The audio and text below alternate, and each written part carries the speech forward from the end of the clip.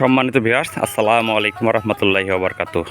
বরাবরের মতো আমি বিপ্লব আপনাদের মাঝে নতুন আরেকটা ভিডিও নিয়ে হাজির। তো আমি বলছিলাম যে আমার এই করলা প্রজেক্টের শুরু থেকে শেষ পর্যন্ত আপনাদের ভিডিও দিব। তো আজকে করলার গাছের বয়স হইতেছে 17 দিন। তো 17 দিন মাশাআল্লাহ আমার গাছের গ্রোথ দেখেন কত সুস্থ সবল চারাগুলা। তো মাঝখানে কিছু কিছু চারা কিন্তু বীজ থেকে গজায় নাই, এগুলো আমি আবার নতুন চারা দিছি এই যে এইগুলা। আর আমার যে বীজ থেকে সরাসরি যেগুলো গজাইছে এটা হচ্ছে এই যে চারাগুলা। তো মোটামুটি আমার গাছ অনেকটাই সুস্থ আছে।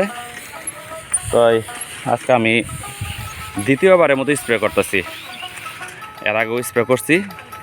তো আজকে আমি স্প্রে করতেছি ছত্রাকনাশক ম্যানসার যেটা, আর লগে দিতেছি ভার্টিম্যাক, যেটা হইতেছে আপনার ছোটো ছোটো ওই যে মাকড় থাকে, ছোটো জাপ পোকা মাকড়, সেটার জন্য আমি ইনশাল্লাহ এর পরে দেবো আবার এই লেদা পোকা আছে, কিছু ছোটো ছোটো লেদা পোকা পাতার কোঁকড়ায় পাতার ভিতরে থাকে, এটার ওষুধ দিব।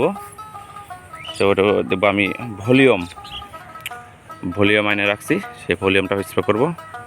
তো আপনাদের একটু দেখানোর চেষ্টা করতেছে আমার গাছের কত সুন্দর, এই যে আগা ছেড়ে দিচ্ছে অলরেডি।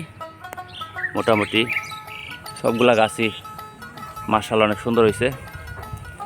তো মাঝখানে কিছু কিছু চারা মার গেছে, কারণ ওই বীজ থেকে যখন কিছু কিছু বীজ তো মার যায়, এটা যত ভালো বীজই হোক কিছু বীজ মার যায়। আমি সেজন্য কিছু চারা আবার আলাদা ট্রের ভিতরে আমি রাখছিলাম। আর ওই চারাগুলো আমি গতকাল এখানে রোপণ করছি, এই যে চারাগুলা। আর এইগুলো হয়তো সরাসরি বীজ থেকে উঠছে। তো মোটামুটি আমার প্রজেক্টের 17 দিন বয়স, মাশাআল্লাহ অনেকটা সুন্দর আছে। তো সবাই দোয়া করবেন আমার এই প্রজেক্টের জন্য। তো আজকের মতো এখানেই শেষ করলাম। মুরব্বি স্প্রে করতেছেন। তাই সবাই ভালো থাকবেন, সুস্থ থাকবেন। আসসালামু আলাইকুম রহমতুল্লাহি ওয়া বারাকাতুহু।